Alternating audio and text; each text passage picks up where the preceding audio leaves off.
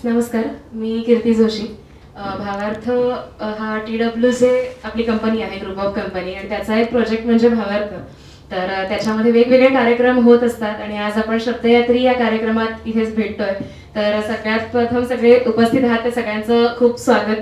आणि आता आपण मुलाखत सुरूच करूया. पण थोडक्यात TWJ आणि भावार्थाबद्दल सांगतोय. तर भावार्थ हे मराठी क्रॉसवर्ड आपण याला म्हणू शकतो की पूर्ण मराठी पुस्तकांचं दालन आहे. आणि इथं वेगवेगळ्या प्रकारची वेगवेगळ्या साहित्य प्रकारातली पुस्तकं इथे विक्रीसाठी असतात. आणि त्याच्यात सोबत मग इथे कार्यक्रमही वेगवेगळे होतात, जसं की मुलाखती असतात किंवा ओपन माईक सारखे कार्यक्रम असतात, वाचन असतं, अभिवाचन असतं, काव्य वाचन असतं.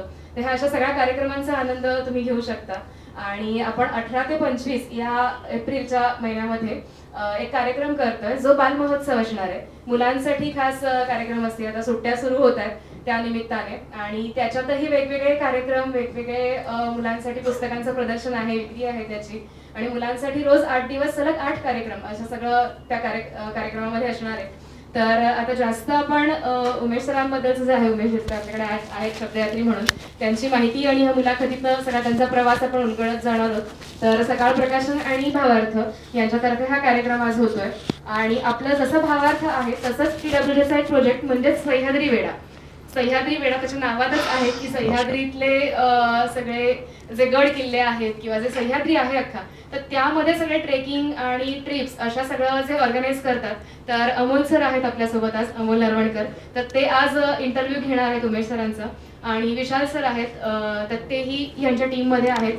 तर बाकी हा जो सगळा प्रवास आहे तो आपण पाहूया. तर मी अमोल सरांना विनंती करते की उमेश सरांचं त्यांनी स्वागत करावं. Sure. I'm glad. Thank you. तेही एकत्र जाऊन. सर हा पाडवांक आहे आपल्या भावार्थाने स्वदेश केलेला. भावार्थाचं जसं आपण पुस्तक दालन बघतोय तसं आम्ही भावार्थाच्या प्रकाशनामध्ये सुद्धा एक पाऊल टाकलंय. तर त्याचीच एक पहिलं पाऊल म्हटलं तरी चालेल. तर गुढीपाडवा विशेष अंक केलाय. जसं आपले दिवाळी अंक असतात तर तशासारखी एक वेगळी सुरुवात म्हणून गुढीपाडवा विशेष अंक केलाय. तर तो सुद्धा आपल्या इथे भावार्थामध्ये विक्रीसाठी अवेलेबल आहे, उपलब्ध आहे. तर तोही जास्तीत जास्त विकत घ्या, वाचा. कसा झालाय तो आम्हाला कळवा. आणि त्याच्याप्रमाणे मग पुढे चेंजेस करून पुढचा अंकसाठी आम्हाला ते खूप उपयोगी पडेल. त्याच्यासोबत मेंबरशिप सुद्धा आहे भावार्थाची. 1000 रुपयाची मेंबरशिप आहे. 1000 मध्ये 1000ची तुमच्या आवडीची कुठलीही पुस्तकं घेऊ शकता. आणि वर्षभरासाठी तुम्हाला 10 ते 50% डिस्काउंट मिळणार आहे त्या ह्याच्यामध्ये. तर आणि बाकी इथे सगळे कार्यक्रम होतात किंवा वर्कशॉप्स वेगवेगळे असतात, तर त्या सगळ्यावरती सुद्धा तुम्हाला सवलत मिळणार आहे मेंबरशिपच्या थ्रू. तर बाकी या पुढच्या कार्यक्रमाची सूत्र आहे ती मी अमोल सरांकडे देते आणि आपण ऐकूया उमेश सरांना. धन्यवाद.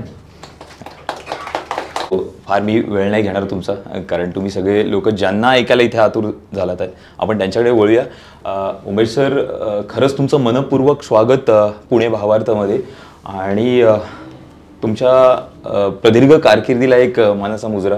आणि त्याच अनुषंगाने आज मी थोडी माझीच हौस भागून घेईन की मी थोडा माउंटेनरिंग क्षेत्राकडे असलेला. आणि मग त्याच्यानंतर सर ज्यावेळेला त्या हिमालयाच्या वारीला लागले आणि मग तिथला त्यांचा अनुभव कसा होता तो त्यांचं आत्ता जे येऊ घातलेलं पुस्तक आहे, म्हणजे प्रदर्शन झालं आहे, त्याचं प्रकाशन झालं आहे, सकाळ प्रकाशनचंच आहे ते पुस्तक, हिमालयातील दिवस. तर त्याच्याबद्दल सर आपल्याशी बोलतील की त्याच्यामध्ये काय त्यांनी अनुभव घेतले, त्या पुस्तकात काय आहे नेमकं, ते पुस्तक काय सांगतं. तर थोडीशी एक जुजबी ओळख सांगू आपण.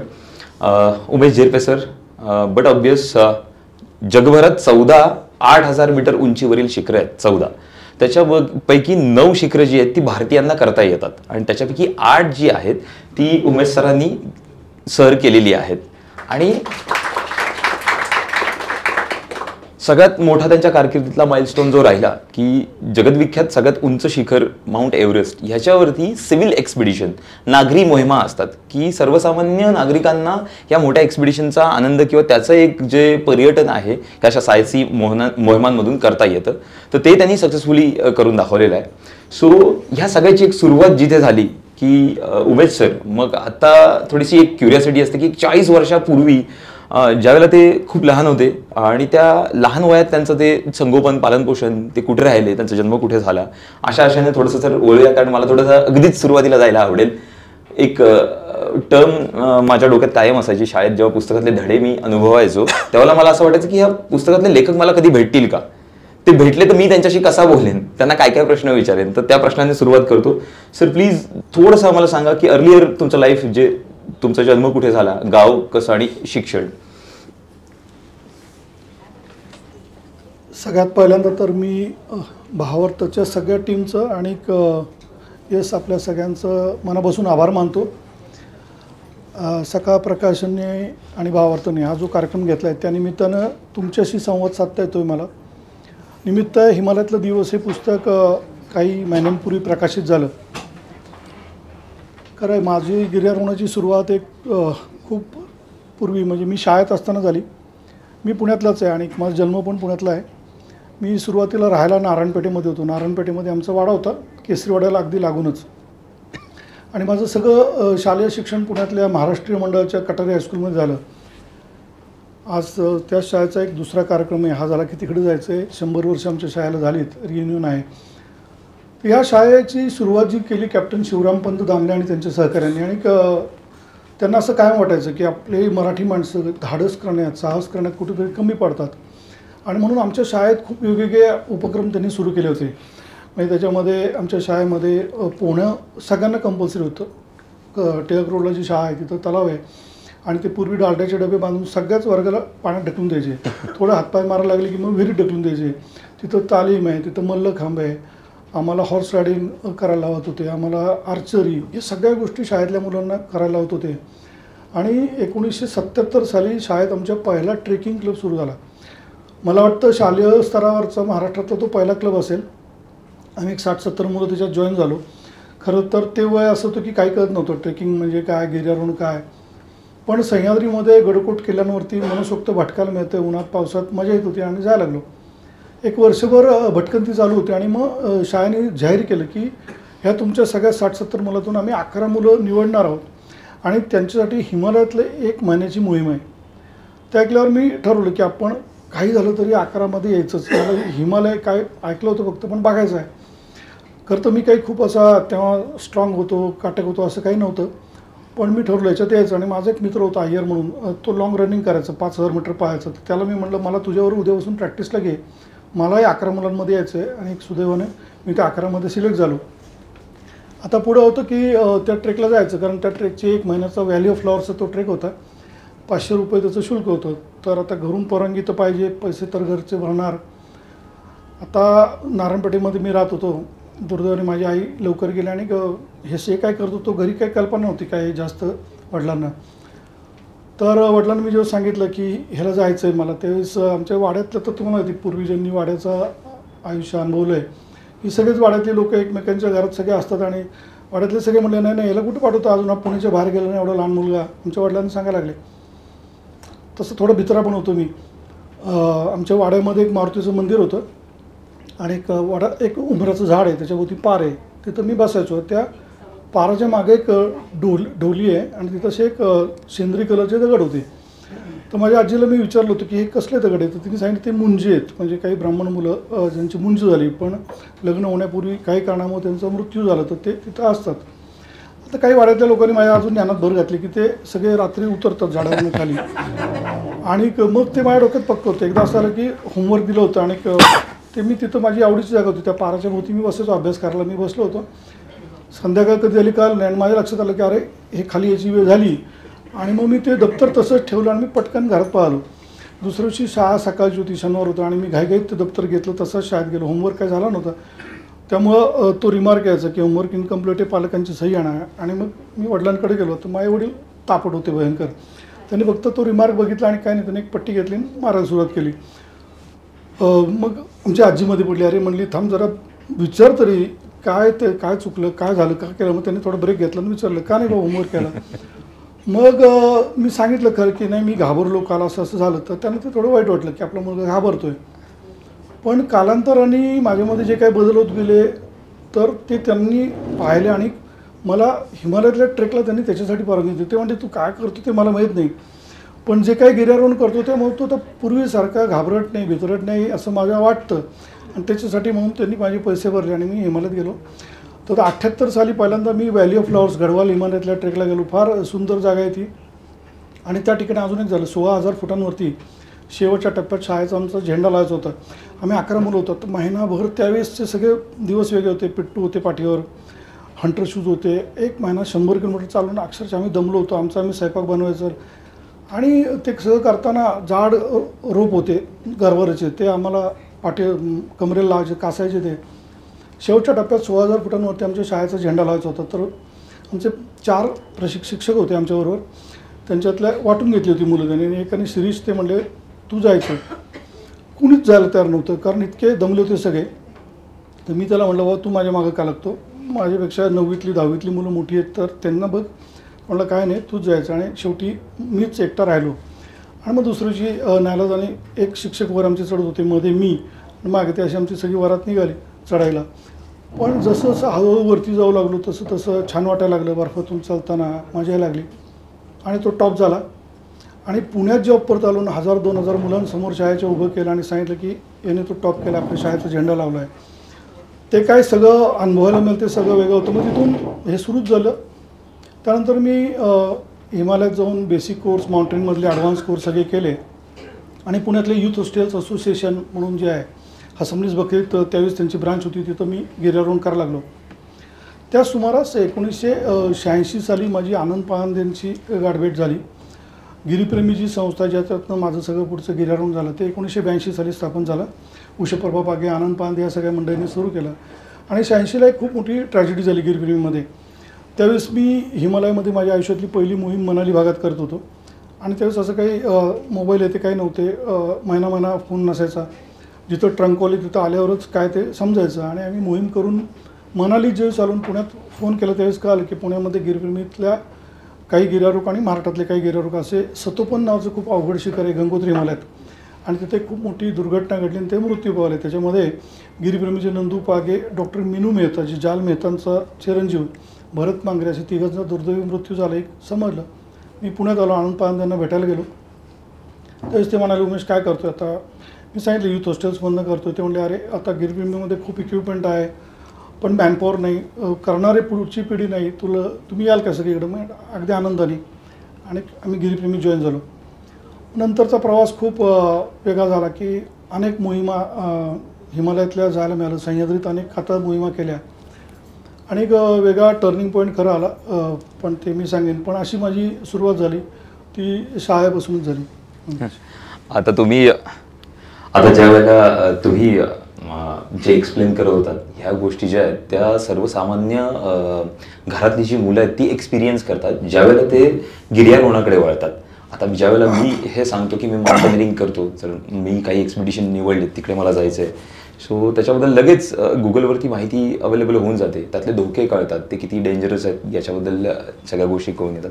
त्याच्यामुळे पहिला असा जो असतो ग्रह की नाही रे बाबा नको, कशाला तू इतक्या लांब जातोय, मग कशाला ते उगीच जीवावरचं संकट घ्यायचं. आणि मग त्यातनं ज्यावेळेला एखादा उमेश सरांसारखा माउंटेनियर भारताला मिळतो, पर्यायानं आपल्या महाराष्ट्राला मिळतो की त्यांची इतकी प्रदीर्घ कारकीर्द असते, सो त्याच्याकडेच थोडासा एक पुढचा प्रश्न असा आहे की ही एक इंटरेस्टिंग स्टोरी होती की इथपर्यंतच्या प्रवासात त्यांना कळलं होतं की गिर्यारोहण हे माझ्यासाठी बनले आणि मला ते करायचं आहे. पण त्यावेळेला असं असतं ना की आत्ता जे चॅलेंजेस माझ्या लाईफमध्ये आले गिर्यारोहणाच्या बाबतीतले ते ठीकच होते, म्हणजे इथपर्यंत मी पोचलो, पण याच्या पुढे मला काहीतरी अजून भारी करायचं आहे, अद्वितीय करायचं आहे, मला माझी लेवल अप करायची आहे, मला माझी जी काही एक कॅपॅसिटी आहे ती तोडून थोडंसं बाहेर निघायचं आहे. मग ती अशी कोणती एक्सपिडिशन होती, पहिली मोहीम जी तुमच्या आयुष्यात आली जी खूप साहसी होती? खरं की पण खरं पहिल्यांदाच मनीष कबूल करतो, म्हणजे मला असं माझं करायचं असं पहिल्यापासून नव्हतंच बरं का, काय माहीत नाही तसं. पण गिरीप्रेमीमध्ये गिर्यारोहण करताना आमच्या वेळेस किंवा आमच्या आधी अनेकांनी हे सगळं केलं आणि हा वारसा पुढे चालवला आहे सह्याद्रीमध्ये हिमालयामध्ये.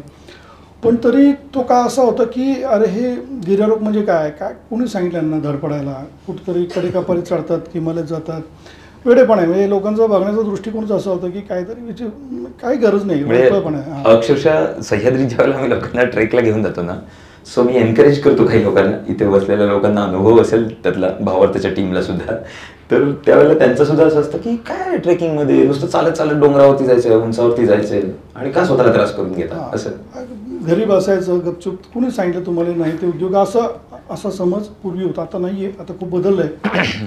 पण हे सगळं चालू असताना आपल्या भारतातून, आपल्या देशातून, राज्यातून अनेक गिर्यारोहक खूप चांगली कामगिरी करत होते. तसेच गिरीप्रेमीची पण वाटचाल खूप चांगली चालली होती आणि 2007 हे वर्ष उजाडलं. 2007 हे गिरीप्रेमीचं 25वं वर्ष म्हणजे रौप्य महोत्सवी वर्ष होतं आणि आम्ही ठरवलं सगळ्यांनी मोठ्या प्रमाणात ते साजरं करायचं. वर्षभर खूप उपक्रम केले वेगवेगळे गिर्यारोहणाशी निगडीत. आणि त्याचा कळस म्हणजे शेवटी शिवलिंग नावाचं एक शिखर आहे भारतामध्ये, गंगोत्री परिसरामध्ये, तपोवनच्या जवळ आहे. खूप अवघड शिखर आहे, 21,000 फुटाचं शिखर आहे, पण खूप टेक्निकल डिफिकल्ट आहे. म्हणजे सर क्रिस बॉनिंग्टन म्हणून एक लिजंडरी गिर्यारोहक आहेत, ब्रिटिश गिर्यारोहक आहेत, की ज्यांना सर ही पदवी दिली. ती ही सर ही पदवी आपापल्या क्षेत्रात उच्च कामगिरी केली त्यांना दिली जाते, तर त्यांना गिर्यारोहणामधल्या कामगिरीबद्दल ती पदवी दिली.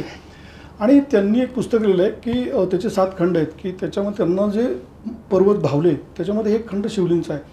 अतिशय अवघड शिखर आहे, त्यावरती कुठलीही नागरी मोहीम झाली नव्हती. तर आम्ही असं ठरवलं की शिवलिंगवरती आपण जाऊया, चढाई करून आपलं रौप्य महोत्सवी वर्ष साजरं करूयात. आणि ती मोहीम प्लॅन झाली.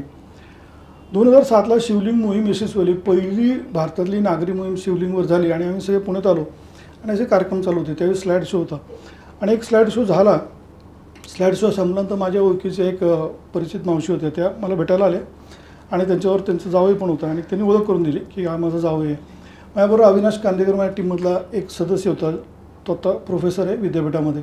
तर मी त्यांना त्याची ओळख करून दिली, अविनाश कांदेकर टीममधला, की ज्यांनी खूप चांगल्या पद्धतीने खूप धाडस दाखवून शिवलिंगवरती टॉप केलं आहे.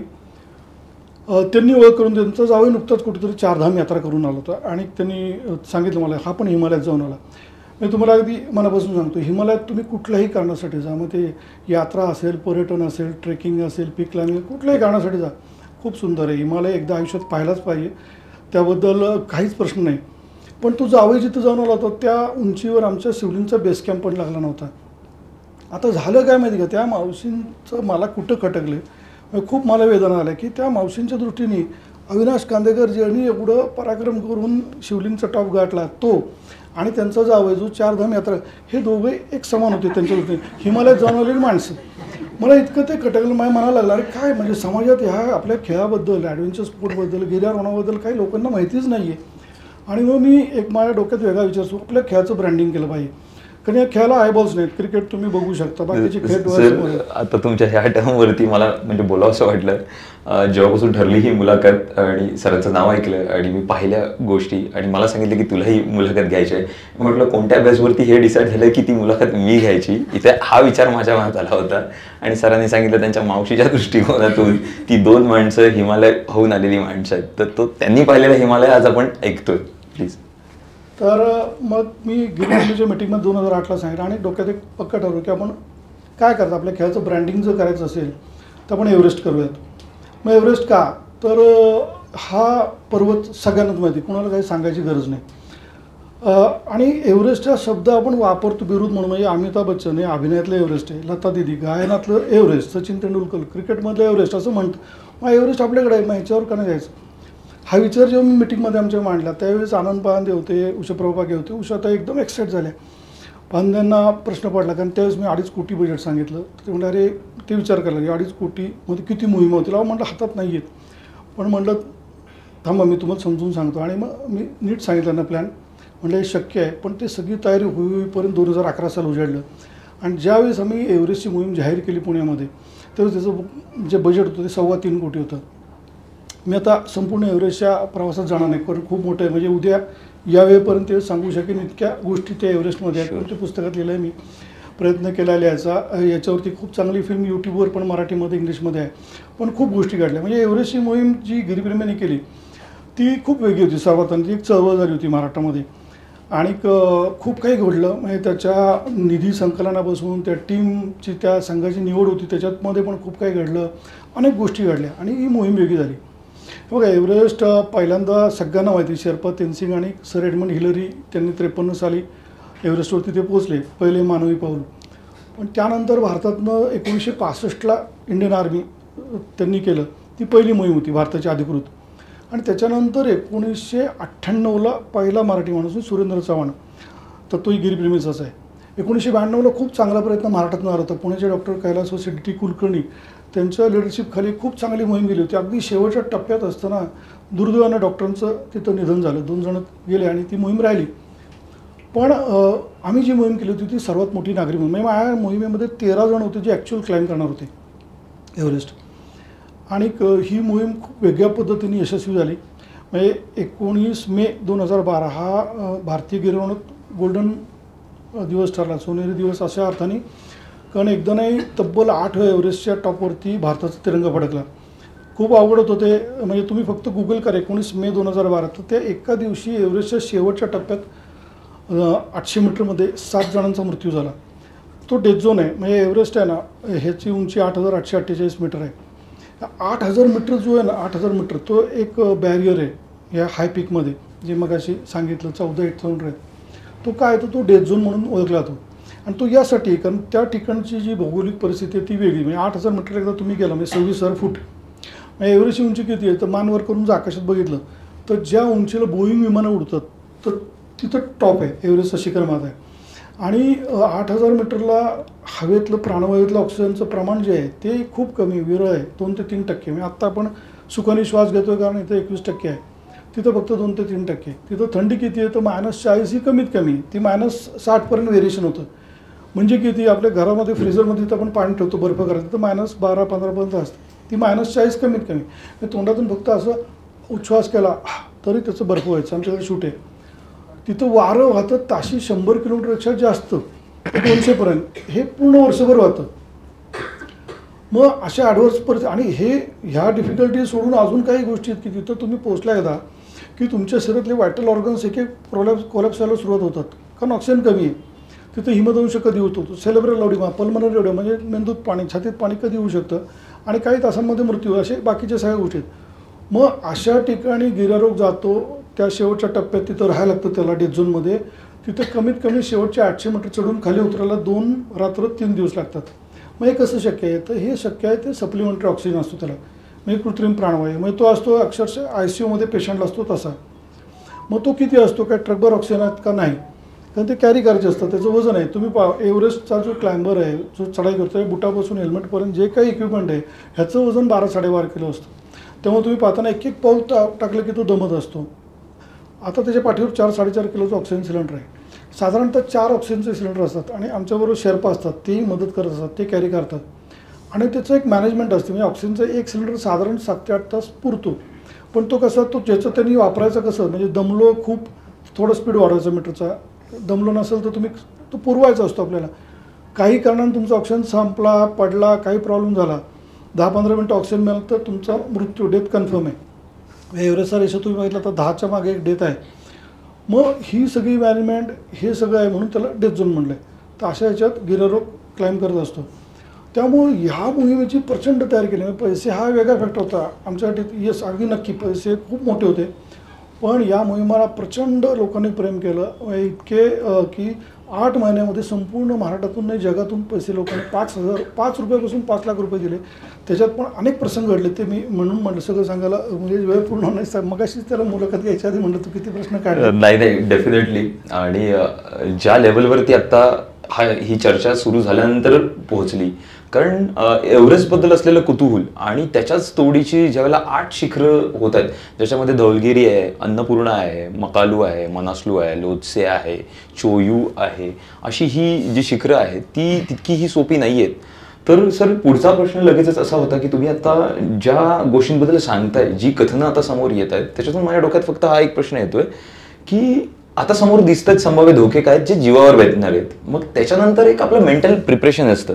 आपण आपला संघ घेऊन जातोय, कोणाला तरी गाईड करतोय, त्याची जबाबदारी आपल्यावरती आहे, आपली स्वतःची जबाबदारी आहे, आपल्याला इथून पुन्हा व्यवस्थित खाली जायचं आहे. सो मग एक पहिली एक्सपिडिशन झाली, मग त्याच्यानंतर दुसऱ्यामध्ये जाताना तुमची ती जी एक मेंटल प्रिपरेशनसाठी तुम्ही काय करायचं, तुम्ही कशा स्टेटमध्ये असायचं, तुमच्या तयारीमध्ये तुम्ही कोणत्या गोष्टी तुमच्या आत्मविश्वासासाठी करायच्यात? नाही, एव्हरेस्टच्या वेळेस तर नक्कीच खूप प्रयत्न केले होते. माझ्या संघाने अक्षरशः 2 वर्ष पूर्ण वाहून घेतलं होतं. आणि फिजिकल फिटनेस तर होताच, पण त्या जोडीला मेंटल फिटनेस. म्हणजे मी सांगतो ना, तो डेथ झोन म्हटलं ना, एकदा तुम्ही त्या डेथ झोनला फिजिकल फिट असेल तरच पोहोचणार आहात, पण त्याच्या पुढची जी सगळी चढाई आहे ती मानसिक आहे, म्हणजे मेंटल फिटनेस आहे. आणि त्यासाठी खूप केलं होतं, बरेच काय काय केलं होतं. आणि त्याच्यामध्ये मुख्य केलं होतं की ब्रह्मविद्या साधक संघ म्हणून आहे, तर त्यांचा बेसिक कोर्स माझ्या सगळ्या टीमने केला 22 आठवड्यांचा आणि त्याचा सराव केला. मग ब्रह्मविद्यांनी त्यांनी एक शिक्षक दिले होते आम्हाला आणि ते 1.5 वर्ष सराव करून घ्यायचे. तो सराव काय होता तर मेडिटेशन आणि ब्रिदिंग एक्सरसाइजेस, त्याचा खूप उपयोग झाला.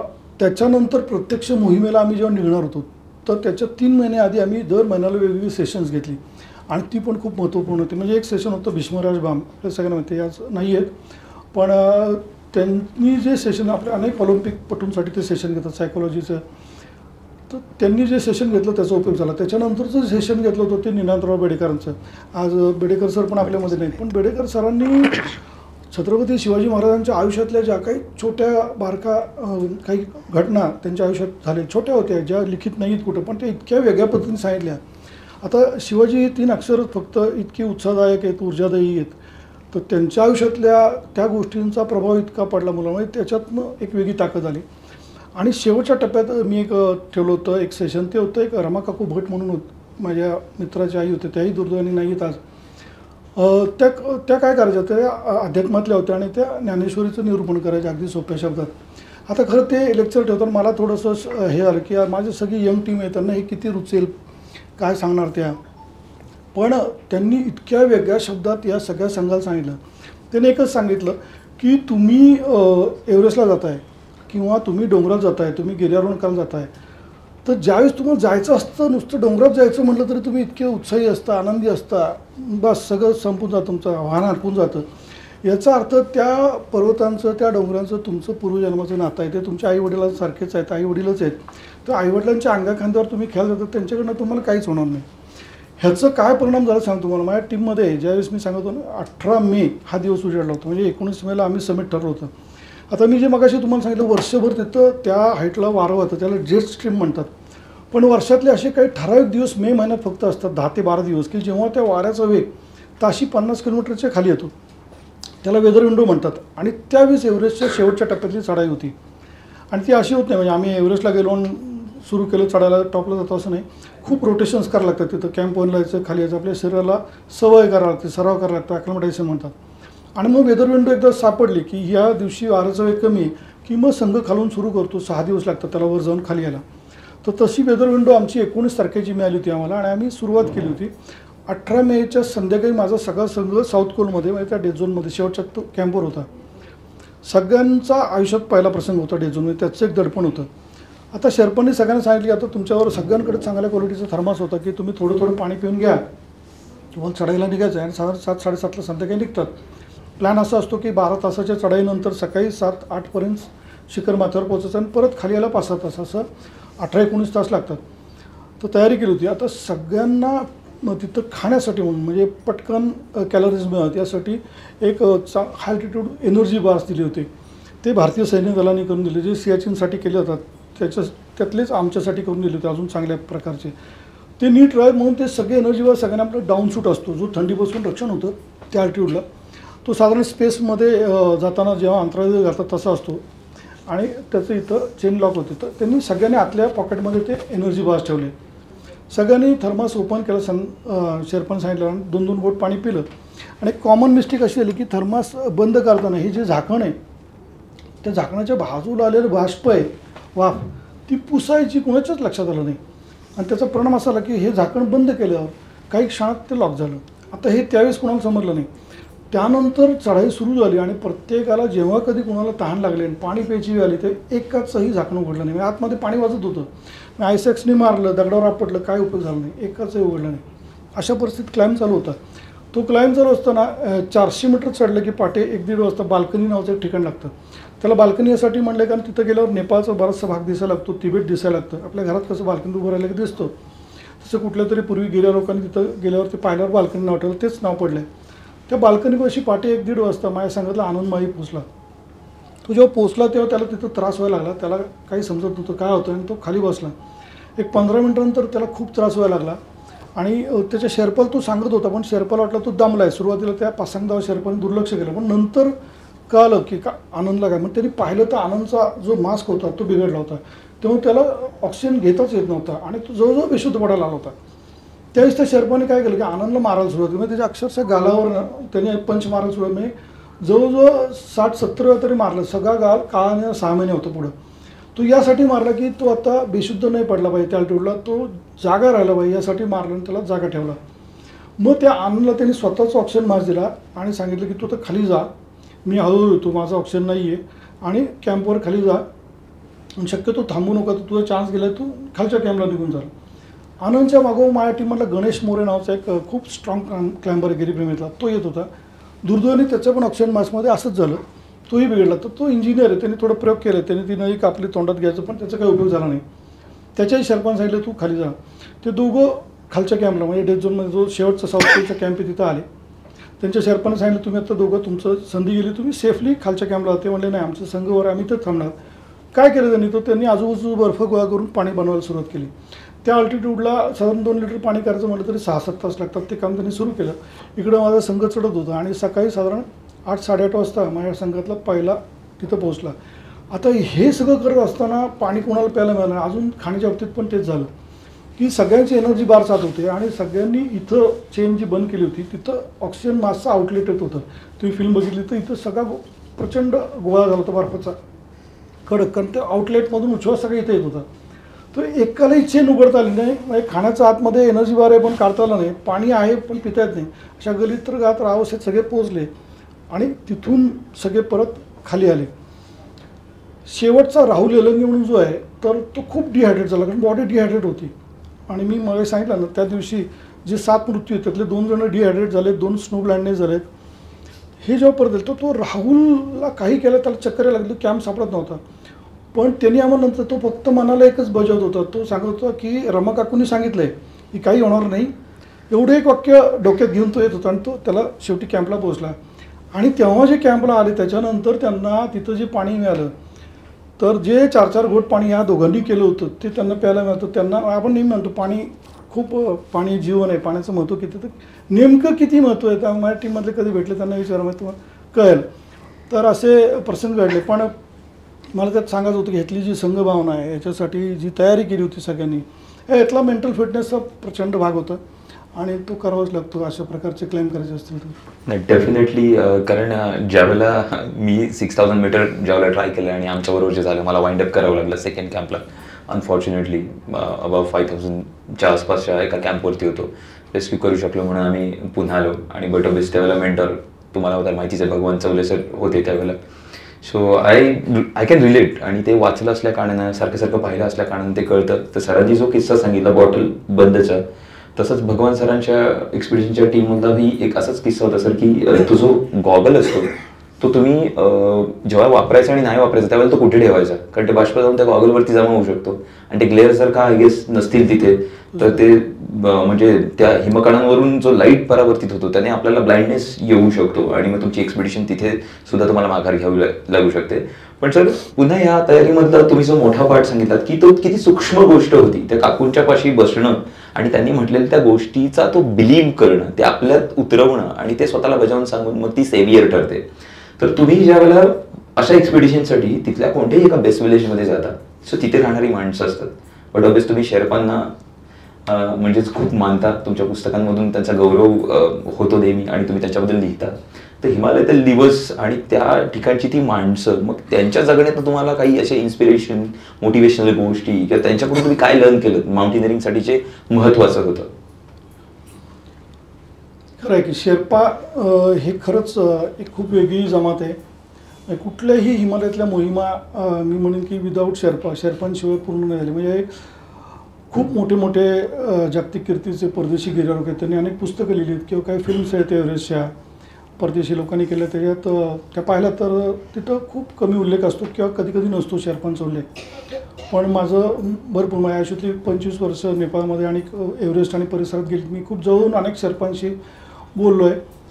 त्यामुळे मी अगदी नक्की सांगतो की असं कधीच झालं नाही की कुठल्याही परदेशी माणसांनी स्वतः ती मोहीम केली. अगदी हाताच्या बोटावर मोजते येतील इतकी कमी गिर्यारोहक आहेत की जे सोलो किंवा जे अल्पाईन स्टाईल क्लाइम्बिंग करतात ते सुद्धा बेस कॅम्पवरून शेर्पांचा सपोर्ट घेतात. पण आम्ही नक्कीच खूप आदर करतो आणि केलाच पाहिजे सगळ्यांनी, कारण ते लाईफलाईन आहेत. मी आत्ता जे सांगितलं की तो पसंग दावा शेर्पा त्यांनी स्वतःचं ऑक्सिजन काढून द्यायचा. आता ते पैशासाठी काम करतात, पण मग त्याचं आमचं ॲग्रीमेंट असं कुठं नसतं की असा वेळ आलं तर तुझा जीव धोक्यात घाला आणि आम्हाला वाचू, असं नसतं. तोही माणूस आहे. पण त्यांनी ते का केलं तर ते यासाठी केलं की त्यांच्याबरोबर आम्ही जे वागतो म्हणजे आम्ही कधी शेर्पांना तिथं शेर्पा म्हणून ट्रीट करत नाही. जेव्हा बेस कॅम्पला असतो आम्ही सगळे एका कुटुंबासारखे असतो, आमच्यावर खातात. मग एक किस्सा तुला सांगतो की इतके लाडू लोकांनी दिले होते या मोहिमेचे वेळेस, तो आमच्याकडे नसं साठा झाला होता लाडूचा. आणि शेर्पा आले की आम्ही त्यांना तर लाडू खायला द्यायचं. तर एक तर ते नॉनव्हेज खातात, गोड अजिबात खात नाहीत. तर ते सुरुवातीला आपलं नाही म्हणायचं नाही म्हणून त्यांनी लाडू खाल्ले, पण नंतर लाडू दाखवलं तरी पळून द्यायचे, नको बाबा तुमचे लाडू.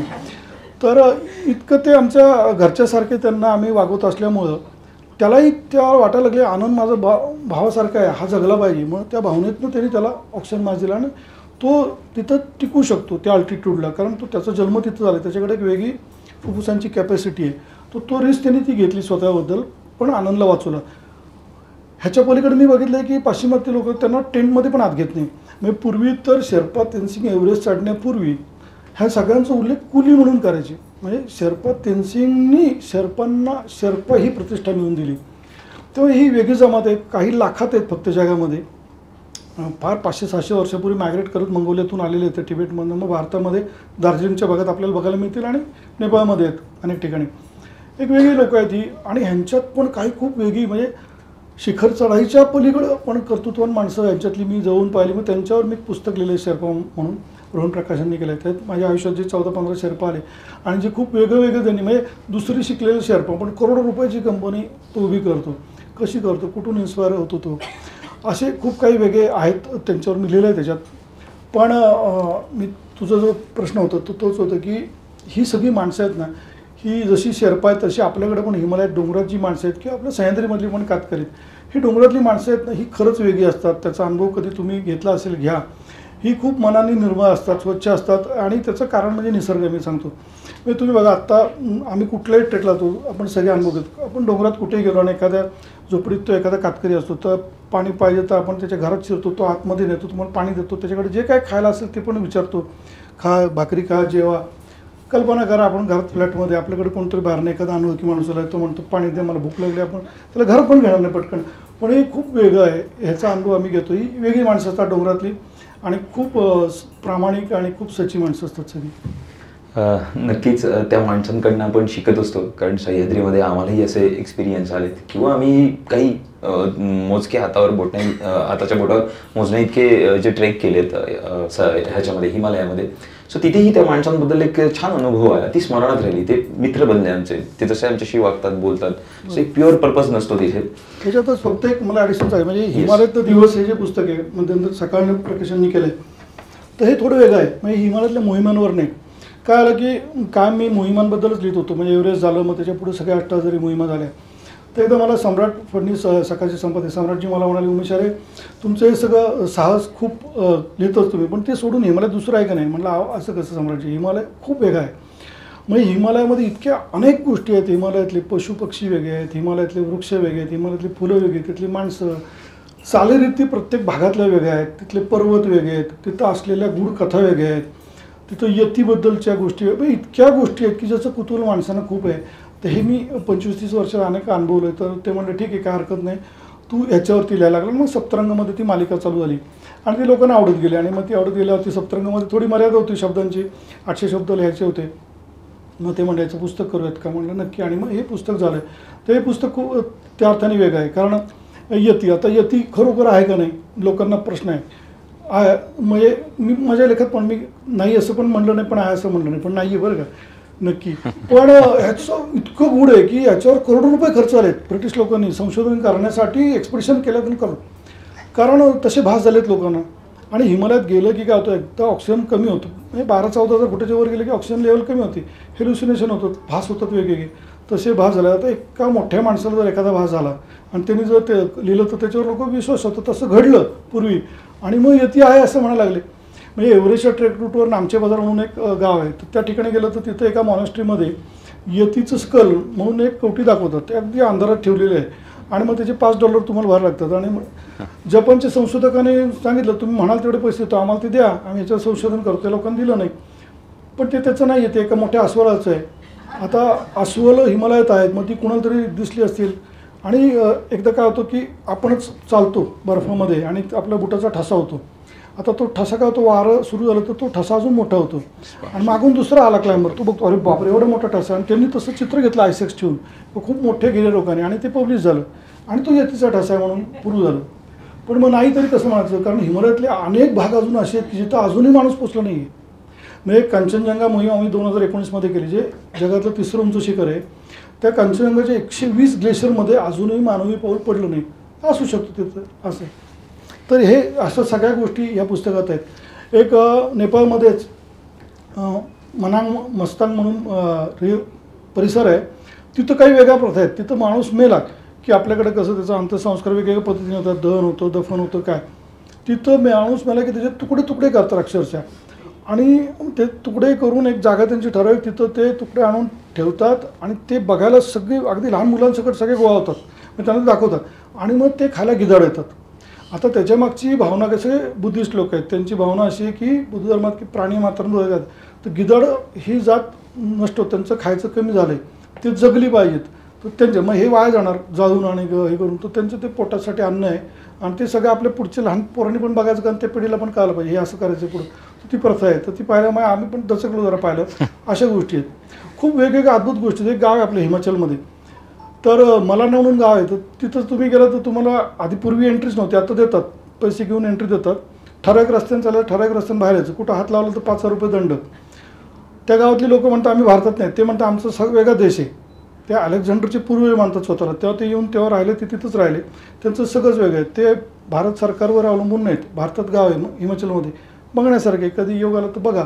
अशा खूप काही वेगवेगळ्या गोष्टी आहेत, खूप वेगळ्या प्रथा आहेत, खूप वेगळे देवदेवतांची ठिकाणं आहेत, अद्भुत आहे सगळं. तर ते याच्यात मांडायचा प्रयत्न मी केला या पुस्तकामध्ये. आता तुमच्याच मनात असं आलं की बाबा ही काय प्रथा आहे, ती पाहून तुम्ही दचकलात, आम्ही ऐकून दचकलो.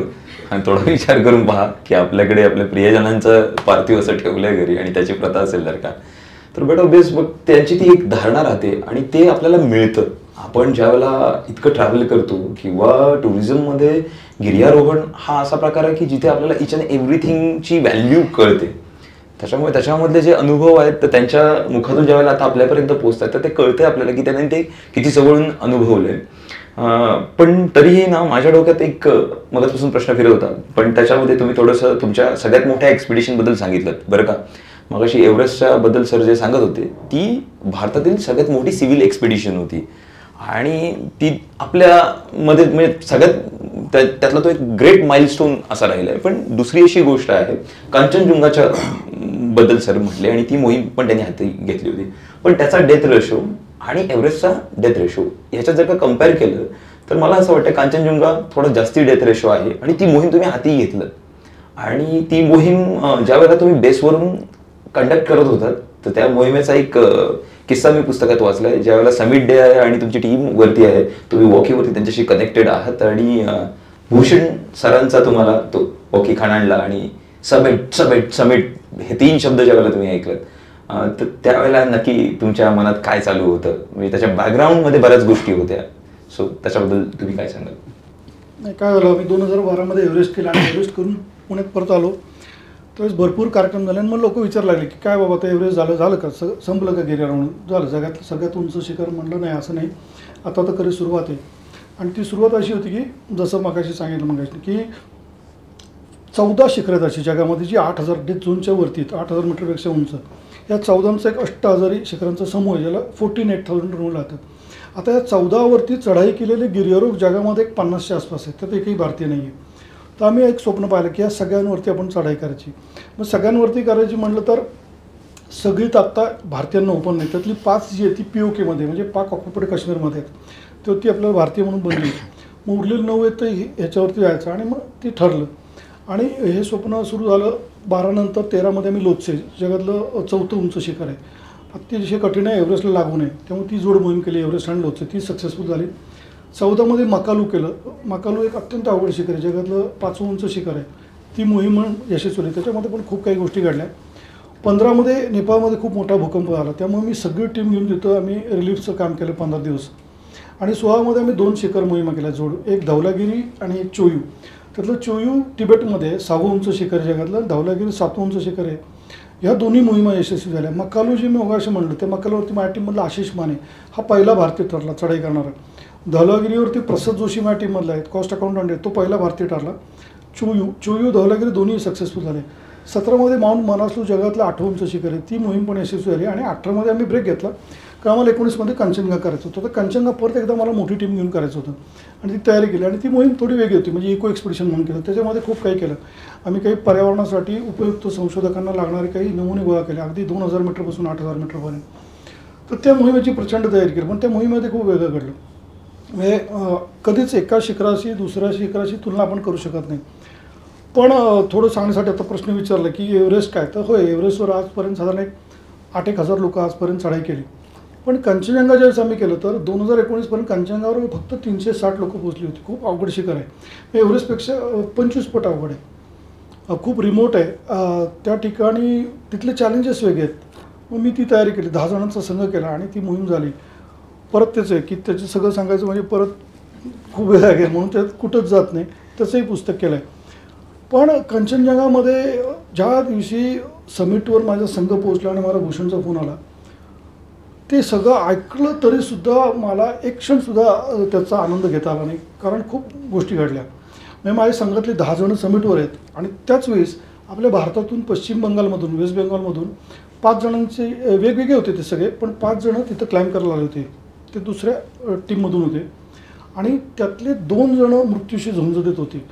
2 जण ऑलरेडी डेथ झाले होते, जे 50 दिवस आम्ही एकत्र होतो. 2 जणांचा प्राण गेला होता. अजून एक चिलीचा गिरायक रॉड्रिगो म्हणून, तोही त्याचाही स्थिती अशी होती तो कधी संपेल. आणि सगळे मला कॉल करत होते की आम्हाला वाचवा म्हणून. मी बेस कॅम्पला होता आणि आता ते कसं करायचं. ते चिलीचा जो गिरायक होता त्याची बायको ती चिलीमधून फोन करत होती. तिला जेव्हा त्याचा काय असतं आमच्याबरोबर एक GPS यंत्र असतं छोटं, तर ते तिथं थांबलेलं तिला दिसलं. तिला ती शंका आली आणि तिने कॉन्टॅक्ट केला नेपाळमध्ये आणि तिला कळलं की तो हालत नाही आहे, 10 तास झाले जागेवरच आहे. तिच्या लक्षात आलं काय झालं ते. आणि हे सगळं इतकं प्रेशर होतं. तर मग मी रेस्क्यू ऑपरेशन सुरू केलं आणि मग त्या ह्याच्यात 2 जण ऑलरेडी गेले होते, पण 2 जण जे मरायला आले होते त्यातले होते कलकत्ताचा माझे मित्र होते. एक रुद्र म्हणून आहे की जो कलकत्ता पोलीसमध्ये, दुसरा रमेश रॉय जो GSTमध्ये इन्स्पेक्टर असिस्टंट कमिशनर आहे. तर ह्यांची अवस्था अत्यंत खराब होती. मग त्यांना वाचवण्यासाठी मी माझ्या सगळा संघ खरं क्लाइंब करून आला होता. कंचनजंगासारख्या शिखरावरती जाऊन यायचं आणि खाली कॅम्पवरून ती विश्रांती येत आहेत, तर त्यांना उठवणं शक्य, म्हणजे कुणी उठतच नव्हतं, तरी मी सगळ्यांना उठवलं आणि सगळं रेस्क्यू ऑपरेशन आमचं जेव्हा चालू झालं तेव्हा ते 2 जण वाचली. आणि आल्यानंतर त्यांना घेऊन मी हॉस्पिटलला गेलो हेलिकॉप्टरमध्ये. तर एकाची 10 पैकी 8 बोटं ॲम्प्यूट करायला लागली, कापायला लागली. एकाची 4 बोटं गेली पण जीव वाचला आणि उरलेल्या 2 जणांचे परत बॉडी पण खाली आणायला लागले. तर अशा खूप घटना घडल्या. म्हणजे त्यानंतर असं झालं की सगळे संघ निघून गेले, पण मी आणि भूषण फक्त आम्ही बेस कॅम्पला थांबलो होतो आमचे काही शेर्पा घेऊन, कारण मग त्या 2 जणांचे मृतदेह खाली आणायचे होते, ती जबाबदारी होती. तेव्हा आमच्या संघाचा विजय म्हणजे इतका हिस्टॉरिक, म्हणजे तो विजय होता. विजय म्हणणार नाही मी, कधीच म्हणत नाही विजय, पण ते यश मिळालं होतं कंचनजंगाला, की कंचनजंगाच्या हिस्ट्रीमध्ये कधी एका संघातून 10 जण पोचले नाही. पण ते सेलिब्रेट करू शकलो नाही आम्ही पुढचे 8 दिवस, कारण शक्यच नव्हतं. या सगळ्या घटना चालल्या. पण हे सगळे घडतं आहे, पार्ट आहे या खेळाचा. तर अशा गोष्टी पण घडल्यात. बट ऑब्वियस हा प्रश्न विचारण्यामागे माझा स्वतःचा एक रिसर्च राहिला होता. तर त्याच्यामध्ये मला कांचनजंगा ह्या पर्वताबद्दल थोडंसं माहिती होतं आणि सरांना जसं आलं की काय झालं का आता एव्हरेस्ट केलं तर म्हणजे सगळं संपलं का.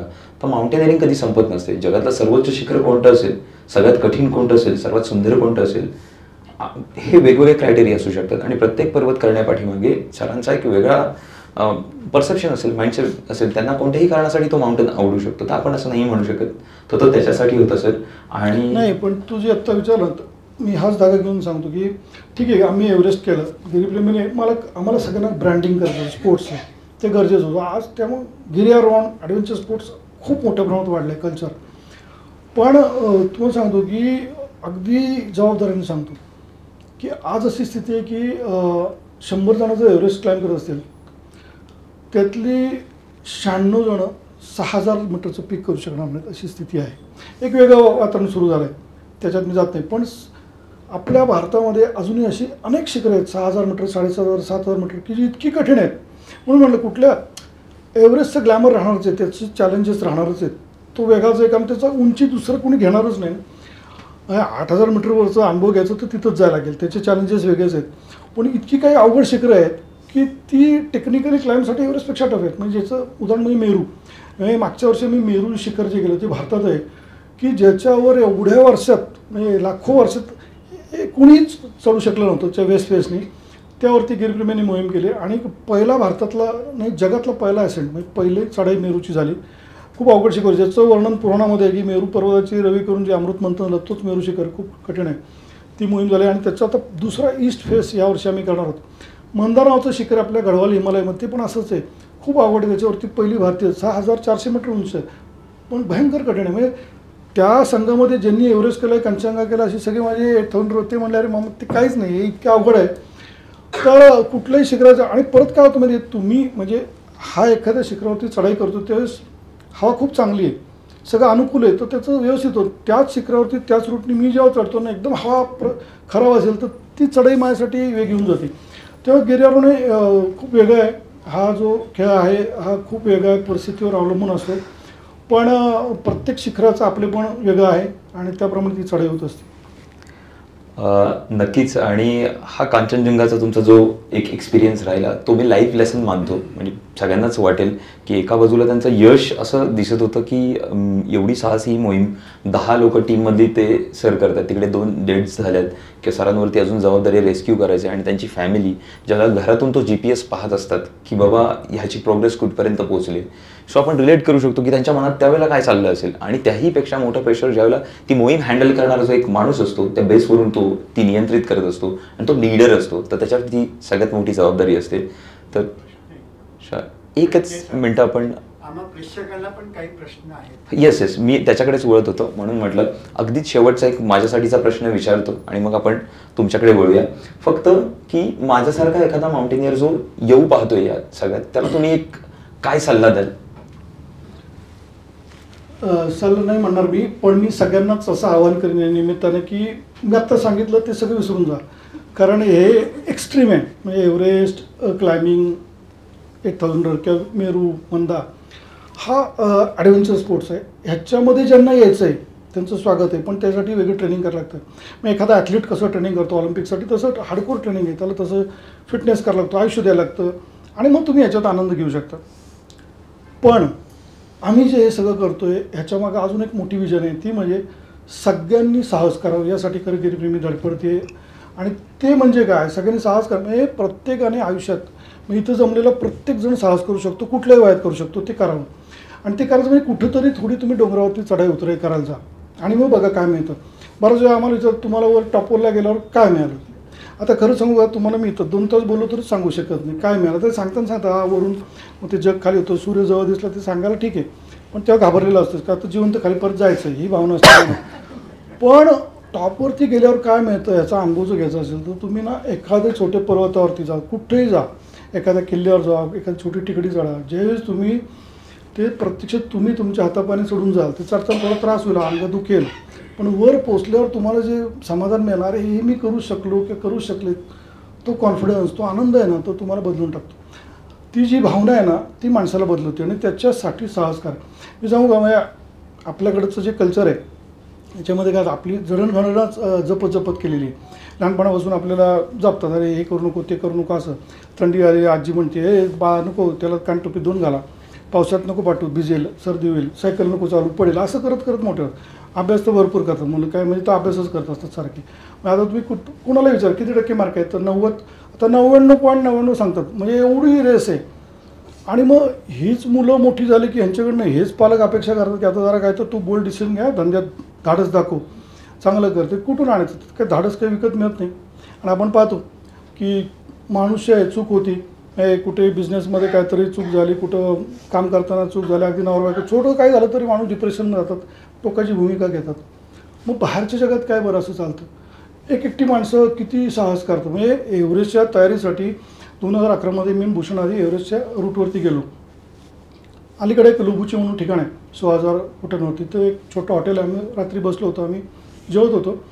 एक ब्रिटिश गृहस्थ आमच्यासमोर आजोबा होते त्यांचं वय असेल 74 आणि ते बसले होते आमच्या समोरच्या टेबलवर त्यांनी एक इंजेक्शन काढलं आणि घेतलं. तुमच्या लक्षात आलं म्हणलं एक इन्शुलिन घेतलेलं दिसतं आजोबांनी. पण आम्ही विचारलं की काय झालं का त्रास तुम्ही का घेतलं इंजेक्शन त्यांनी विचारलं तर ते म्हणले डायबिटीज आहे माझं त्यांनी आकडा सांगितला आणि मी त्याच्यासाठी आम्ही सुद्धा चुकलो म्हणजे तुम्ही कुठं चालला बेस कॅम्पला आलो. कुठून ते फिरत आले होते. आधी हिमालयात भारतात पण फिरले आणि मग एव्हरेस्टला आले होते. तर आम्ही दोघांनी विचार केला, भूषणला म्हटलं आपल्या घरात आपले आजी आजोबा आई वडील असे जरा त्यांना डायबिटीज असतं आणि असं ह्या वयात ते एकटे आले असते का, ते आपल्या खोलीतनं पण बाहेर पडले नसते. आपण हा आजोबा कुठे फिरतात. तर हे कल्चर आहे ना बाहेरच्या जगात आहे ना, ह्याचं ह्या साहसी खेळांचं महत्त्व ओळखलं आहे. त्यासाठी तिथं तसं इन्फ्रास्ट्रक्चर आहे. म्हणजे तुम्ही जर बघितलं असेल तर शनिवार रविवार विकेंडला ती लोक सहजपणे कुणी बंजी जम्पिंग करत आहे, कोणी स्केटिंग करत आहे, कोणी स्कुबा डायव्हिंग, काय वाटेल ते करत असतात. आणि तशी सगळी साधनं आहेत. मी अगदी छोट्या त्या 4-5 दिवसाच्या किंवा 1-2 महिन्याच्या बाळालासुद्धा पाण्यात टाकतात. आम्ही 4 महिन्याच्या खोलीतनं बाहेर काढत नाही त्या बाळाला. तर हे सगळं ना बदलणं गरजेचं आहे. यासाठी खरं आम्ही प्रयत्न करतो आहे आणि आवश्यक आहे साहस करणं.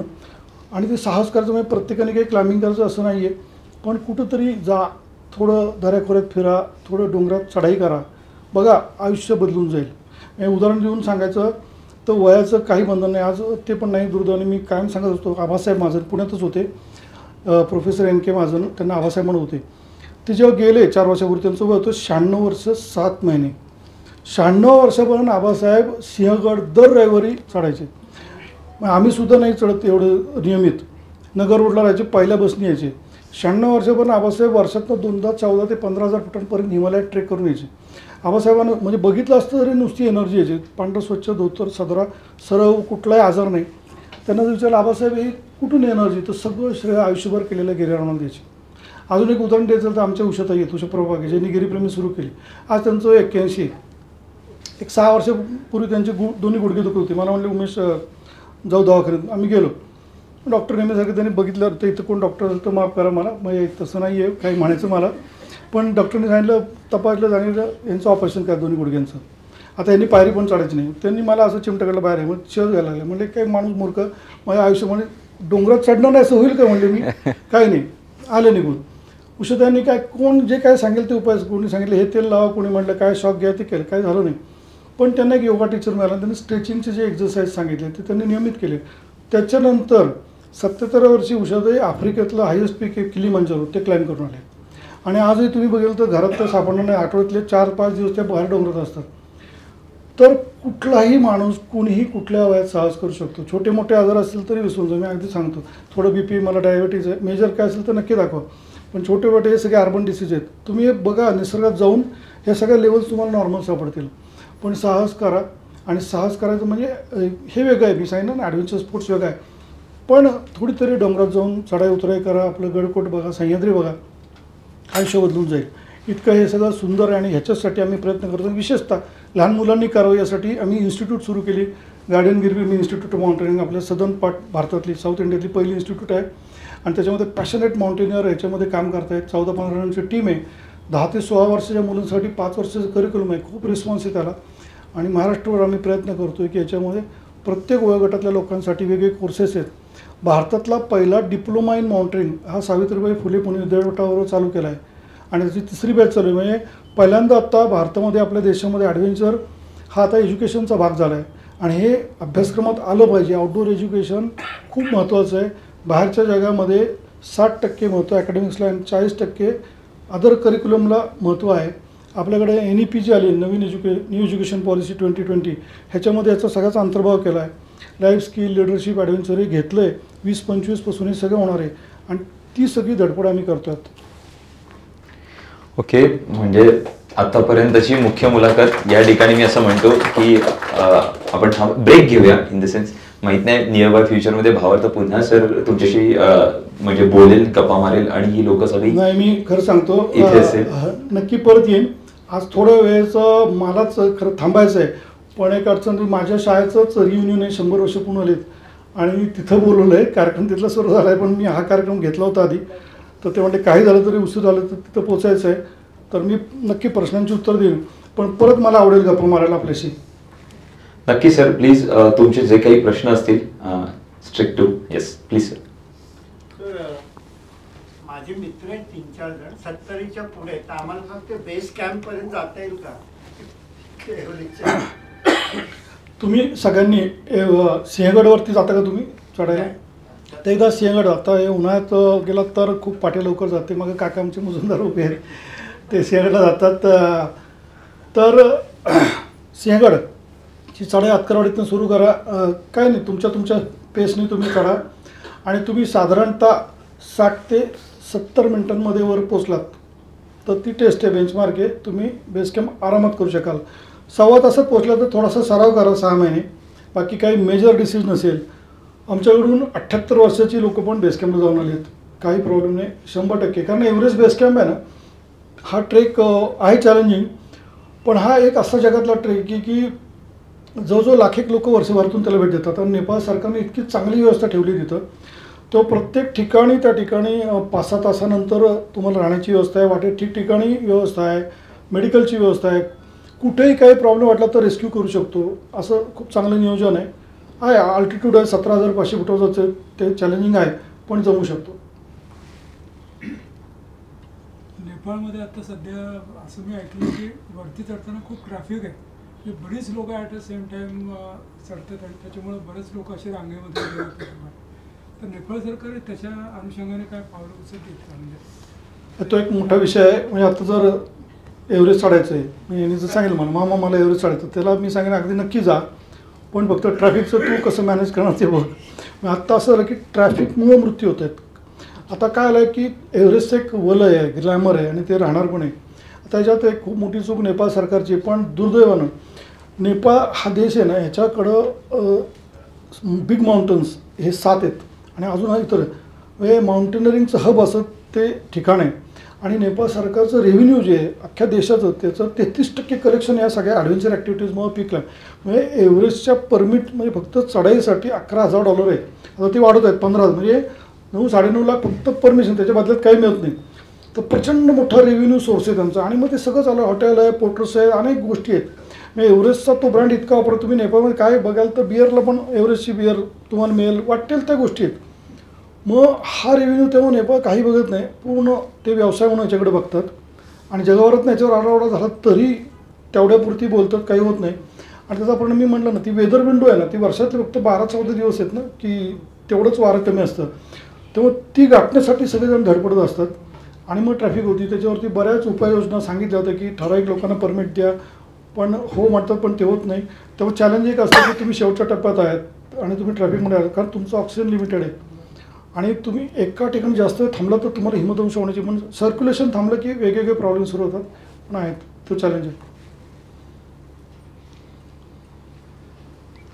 ॲक्च्युली तिकडे रेव्हेन्यू असल्या कारणाने सरांच्या पुस्तकात मेन्शन्ड आहे ती गोष्ट की त्यांनी करोना काळात सुद्धा ते थांबवलं नाही. बेस कॅम्पपर्यंत सुद्धा करोनाचं संक्रमण पोचलं.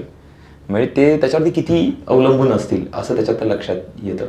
याच्या व्यतिरिक्त जे तुम्हाला असं महत्त्वाचं वाटतं की तुमच्या प्रश्नाचं उत्तर तुम्हाला मिळेल आणि तुम्ही पुढे ती गोष्ट करू शकाल ॲज इन ट्रॅव्हलिंग किंवा माउंटेनरिंगमध्ये, किंवा कोणतीही अशी एक जी गोष्ट तुम्हाला तुमच्या त्या झोनमधून पुढे जायचं आहे ब्रेक करून, तर तसं काही असेल तर प्लीज.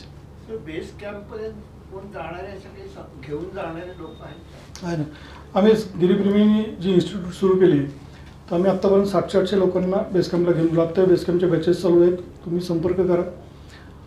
दरवर्षी बॅचेस आहेत. आत्ता सीझन चालू आहे. सप्टेंबर-ऑक्टोबरला पण बेस कॅम्पला ट्रेक आहेत, घेऊन जाऊ आम्ही. काय खर्च काय असतो? बेस कॅम्प ट्रेकला साधारणतः खर्च तुम्हाला 1,10,000 1,20,000 जाऊन येऊन तिकिटासकट विमानाच्या खर्च येतो. 16 दिवसाचा ट्रेक येतो. एक जाताना तुम्हाला 9 दिवस लागतात, येताना 3 दिवस परतीचे लागतात. आता ह्याच्यामध्ये तुम्ही जर इंटरनेटवर गेलं तर 40,000 रुपयापासून पण तुम्हाला दिसतील जाहिराती, पण त्या सगळ्या फसवे असतात. कारण मग ते तुमचं तुम्ही तिथं पे करा खाण्याचं. म्हणजे तिथं बेसकॅम्पच्या रूटवर आहे पाणी आहे ना, सुरुवातीला एक छोटा ग्लास, हा ग्लास पाण्याचा तुम्हाला शेवटच्या टप्प्यात 300 रुपये त्याला मोजायला लागतात गरम पाण्यासाठी. सगळंच कॅरी करणं ते महाग होतं. आणि अजून एक महत्त्वाचं म्हणजे बेसकॅम्पच्या ट्रेकला जाताना कुठं कॉम्प्रोमाइज करत नाही, खूप हळू तुम्हाला जायला लागतं. हां, येताना तुमच्याकडं वेळ कमी असेल तर येताना लोक चॉपर हेलिकॉप्टर मिळतं, तुम्ही शेअरिंगमध्ये येऊ शकता. $500-600 खर्च केले तर तुम्ही 3 दिवस तुमचे वाचवू शकता. पण लोक जातात बेसकॅम्पला, ज्यांना जायचं आहे नक्की जाऊ शकतात. खूप छान आहे, जगातलं सर्वात उंच शिखर, त्याच्या पायथ्यापाशी जायचं, डावीकडे उजवीकडे सगळी मोठी पर्वतरांग बघायला. आणि अजून मी म्हणेन मराठी माणसांनी नक्की जावं ते यासाठी की 2012ला आमच्या संघाने अजून एक आम्ही वेगळं केलं की बेसकॅम्पला 17,000 फुटांवरती बेसकॅम्प आहे. 17,000 गोरक्षक म्हणून एक ठिकाण आहे, तिथं फक्त 4-5 TFCs आहेत. त्या ठिकाणी छत्रपती शिवाजी महाराजांचा रायगडला जो पुतळा आहे रायगडावरती, त्याची रिप्लिका तसाच पुतळा आम्ही स्थापन केला आहे. आणि महाराजांच्या नावाने एक शेर्पा सोशल प्रोजेक्ट सुरू केला आहे. हे खूप अवघड काम होतं. एका दुसऱ्या देशात एका नॅशनल पार्कमध्ये पुतळा लावणं ते खूप कठीण होतं. वेगळ्या पद्धतीने ते झालं आहे आणि तो पुतळा तिथं केला आहे. आणि महाराजांच्या नावाने एक शेर्पा प्रोजेक्ट सुरू केला ज्याच्या अंडर त्या खोऱ्यातल्या गरीब शेर्पांसाठी ज्यांचं काही प्रॉब्लेम झालं त्यांच्यासाठी आम्ही दरवर्षी काम करतो. एक नामचे बाजारमधल्या 2 गरीब घरातल्या मुली शेर्पांच्या पुण्यामध्ये शिकायला होते. त्यांचं पदवीचं सगळं शिक्षण 5 वर्षाचं इथं पुण्यामध्ये झालं. त्यासाठी असीम फाउंडेशन जे आहे त्यांच्या हॉस्टेलमध्ये त्या राहत होत्या. आणि वेगवेगळं काम चालू आहे. तिथल्या शाळांना लॅपटॉप दिले, प्रोजेक्टर्स दिलेत, बरंच काम दरवर्षी काही ना काही काम होत असतं. तर तो पुतळा जरूर बघायला जातो. पुतळा जेव्हा तुम्ही पाहाल तिथं गेल्यानंतर एव्हरेस्ट मागे एव्हरेस्ट दिसतं मग पुढे पुतळा आहे, माणूस हरकून जातो तो बघून. माझा प्रश्न ॲडव्हेंचर स्पोर्ट्सच्या व्यतिरिक्त आहे की याच्या व्यतिरिक्त फक्त हिमालय जर अनुभवायचा असेल, स्पोर्ट्स किंवा ॲडव्हेंचर नाही पण हिमालय अनुभवायचा आहे, जसं तुम्ही म्हटलात तुम्ही जा तिथे, तर तसं कुठे जावं चारधामच्या व्यतिरिक्त? नाही, भरपूर. आपण तर आपल्या भारतामध्ये तर हिमालयातली सर्वात मोठी रांग आहे. प्रचंड मोठं हिमालय जम्मू काश्मीरपासून अरुणाचलपर्यंत आहे. तुम्ही काश्मीरमध्ये जाऊ शकता, तुम्ही हिमाचलमध्ये जाऊ शकता, तुम्ही गढवालमध्ये, गढवाल पण अत्यंत सुंदर आहे. अनेक ठिकाणी जाऊ शकता, सिक्कीममध्ये जाऊ शकता, बरेच ट्रेक आहेत. त्यासाठी आपली संस्था हो करतो. आमच्याकडनं भरपूर सगळीकडं आयोजित केलं जातं. हिमालयातल्या भारतातल्या प्रत्येक भागामध्ये ट्रेक्स आयोजित केले जातात. सगळ्यांना जमलं. आत्ता आमच्याकडनं 350 मुलं, लहान मुलं ते आत्ता हिमालयात जातात. मी म्हटलं ना, जो आमचा आव्हान निर्माण उडाण हा जो करिक्युलम आहे 5 वर्षाचा, तो खूप यशस्वीपणे चालला आहे. ह्यामध्ये जूनमध्ये दरवर्षी ॲडमिशन सुरू होतात त्याच्या, ते पण आपल्यापर्यंत येईल. आणि त्यावेळेस आम्ही पालकांना सांगतो की तुम्ही याच्यात ॲडमिशन घेताना विचार करून घ्या. कधी कधी पालक त्या मुलाचं काय असतं नसतं तरी लाख रुपये टेनिस खेळावं, क्रिकेट खेळ आवड आहे नाही. आम्ही सांगतो त्या मुलामुलीची ओरिजिनल जी आवड आहे ती तुम्ही जपा. तो जो व्हॉलीबॉल चांगला खेळत असेल, तबला चांगला होत असेल ती जपा, पण या करिक्युलममधून जाऊ द्यात. ह्याच्यामध्ये 12 महिन्याचं कॅलेंडर नक्की आहे. महिन्यातून एक आउटडोर ॲक्टिव्हिटी असते, एक ट्रेक असतो. आणि तो नुसता ट्रेक नाही, त्याच्या पलीकडे काही गोष्टी शिकवत असतो आम्ही. दिवाळी वेकेशनमध्ये ही मुलं 3 दिवसाच्या ॲडव्हेंचर कॅम्पला जातात सिंहगडवरती किंवा अदर सह्याद्रीमध्ये. आणि हिमालयामध्ये ती समर वेकेशनमध्ये आत्ता 9 दिवसाच्या ॲडव्हेंचर कॅम्पला हिमालयातले वेगवेगळ्या भाग जातात. वेगवेगळे लेवल्स आहेत. आव्हान, निर्माण, उडाण 5 वर्षात ती मुलं बदलून जातात. शेवटची जी उडाण लेवल आहे, ज्यांना पुढं ॲडव्हेंचरमध्ये यायचं आहे ती मुलं तिथं येतात, पण मुलं बदलून जातात. आणि आज तर खूप आवश्यक आहे. आपण सगळे या सगळ्यात अडकलो आहोत. आपल्या लहानपणी, तुमच्या माझ्या लहानपणी आपण शाळा सुटली तर ग्राउंडवर जायचो, संध्याकाळी ओरडायची घरी, अरे बोल दिवे लागणे आले, शुभम करते म्हणे घरी, तर गुडघा फुटला तरी आपण तिथंच माफी लावायचं, पण खेळ सोडायचं नाही. आज ते राहिलंच नाही आहे. तर ह्या ह्याच्यात मुलांची एनर्जी चांगलं चॅनलाइज होण्यासाठी खूप चांगला हा उपक्रम आहे.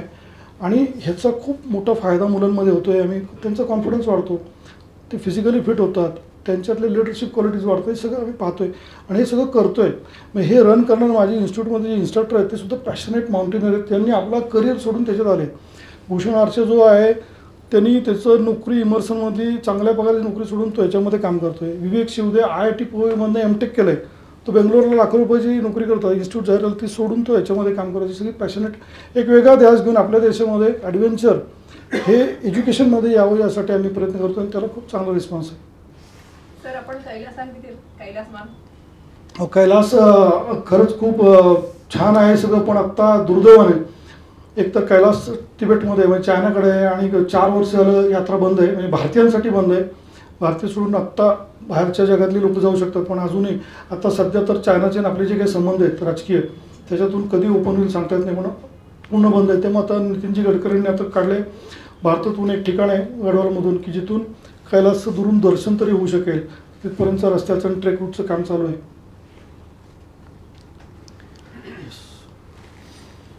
अगदीच ह्या गप्पांच्या ओघात आपण वाहून जाऊ मला असं वाटतं. थांबणार नाही आपण, कारण हे जे ऐकताना मला सुद्धा माझ्या अंगावरती शहार येतात, काटा येतोय किंवा प्रत्यक्ष तो हिमालय मी इथे स्वतः एक्सपिरियन्स केला. आणि सर इथे बसलेले असल्या कारणानं मी पण थोडासा नर्वस होतो की काही मी विचारावं आणि काय नको असं मला झालेलं. पण त्यातनं आपण थोडंसं त्याला कट डाऊन केलं, एक ब्रेक घेतला, एक सिरीज चालू. हवं तर पुढच्या वेळेला सरांना आपण इथं पुन्हा निमंत्रित करू, बसूयात आणि त्यावेळेला मला असं वाटतं की सरांचा टाईम बॅरियर त्यावेळेला नसेल आणि आपण खूप वेळ त्यांच्याशी गप्पा साधू शकू. तर सर, सह्याद्रीवाडा, भावार्थ आणि सकाळ प्रकाशन या सगळ्यांचे मी मनापासून आभार मानतो. सह्याद्रीवाडा तुमचे मेसेजेस आणि भावार्थ हे मेसेजेस तर आम्ही आमच्या प्रयत्नाने पुढे घेऊन जाऊ, लोकांपर्यंत पोहोचू. मी ज्यांना सांगू शकेन त्यांच्यापर्यंत मी नक्की पोहोचवेन. सो धन्यवाद तुम्ही इथे आलात आणि या सगळ्यांना आनंद मिळाला, तो हिमालय पाहता आला, त्या गमती जमती, तर धाडसीपणा आणि त्यातला थरार जो होता, एक थ्रिलिंग पार्ट, तो सुद्धा आपण इथे बसून अनुभवला. सो धन्यवाद की तुम्ही भगवतला ही विजिट केलीत आणि थँक्यू सगळ्यांच्या तुमच्या अनुमतीने मी हा कार्यक्रम या ठिकाणी संपला असं जाहीर करतो. धन्यवाद. Please thank you. सेशन. धन्यवाद. येस, पुस्तकं या ठिकाणी सरांशी अवेलेबल आहेत. You just have a look. तुम्ही काय प्रेफर करता? सरांशी बोलू शकता, काही वेळ आता ते निघतील. पुस्तक